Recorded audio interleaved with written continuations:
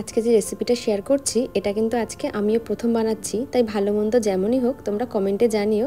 আর ভালো লাগলে তোমরা নিজেরাও একবার ট্রাই করে দেখতে পারো। এই গরমে কিন্তু আমার সবথেকে পছন্দের খাবার কিন্তু এক হলো পান্তা ভাত, আর দ্বিতীয় হলো টক ডাল, সাথে আলু সিদ্ধ আর মাছ ভাজা। তো এটা আমি মাঝে মাঝেই খাচ্ছি, তাই ভাবলাম যে কাতলা মাছটাকে আজকে একটু অন্যরকমভাবে ট্রাই করি। মাছের টুকরোগুলোকে ভালো করে ধুয়ে তার মধ্যে নুন হলুদ মাখিয়ে এই যে মাছগুলোকে ভেজে নিচ্ছি। আর মাছটা ভাজতে ভাজতে মাঝখানে একটা মশলা রেডি করে নিচ্ছি। তার মধ্যে দিয়েছি দুটো কাঁচা লঙ্কা, পোস্ত আর কয়েকটা কাজু বাদাম।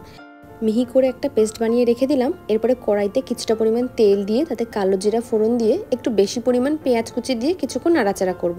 পেঁয়াজটা একটু নরম হয়ে আসলে তার মধ্যে 1 চামচ পরিমাণ আদা রসুন বাটা দিলাম। এবার সব দিয়ে আরও কিছুক্ষণ নাড়াচাড়া করব। এরপরে দিয়ে দিলাম কিছুটা পরিমাণ নুন আর লাল লঙ্কার গুঁড়ো। আমি এখানে হলুদটা ব্যবহার করব না, চাইলে হলুদ ব্যবহারও করা যেতে পারে। দেখুন মশলাটা একটু ভাজা ভাজা হয়ে গেল। এর মধ্যে আমি যে মশলাটা করে রেখেছিলাম সেটাকেও দিয়ে দিলাম। এরপরে আরও কিছুক্ষণ এটাকে ভাজতে থাকবো। একটা বাটিতে কিছুটা পরিমাণ দই নিয়েছি আর সেটাকে খুব ভালো করে ফেটিয়ে নিচ্ছি। এরপরে এই যে কষানো মশলাটার মধ্যে সেখান থেকে 2 চামচ পরিমাণ দই দিয়ে দিলাম। এখন গ্যাসটাকে কিন্তু একদম লো ফ্লেমে রেখে দিতে হবে, যাতে দইটা কোনোভাবে কেটে না যায়। দেখো মশলাটা খুব ভালো করে ভাজা হয়ে গেছে, সেখান থেকে তেলও ছেড়ে দিয়েছে। এরপর এর মধ্যে পরিমাণ মতো জল দিয়ে দেবো। জলের পরিমাণটা আমি একটু বেশি দিয়েছি, এটা একটু কম দিলেও কোনো অসুবিধা নেই।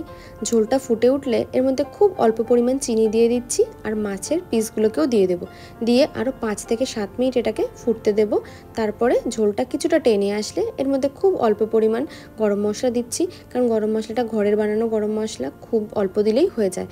ঝোলটা গাঢ় হয়ে গেছে, এরপর এটাকে আমি নামিয়ে নেব। গরম ভাতের সাথে এই 1 পিস কাতলা পোস্ত দিয়ে খেলে কিন্তু ব্যাস আর কিছুই লাগবে না।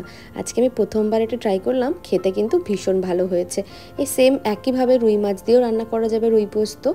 আজকের এই রেসিপিটা কেমন লাগলো কমেন্ট করে তোমরা অবশ্যই জানিও।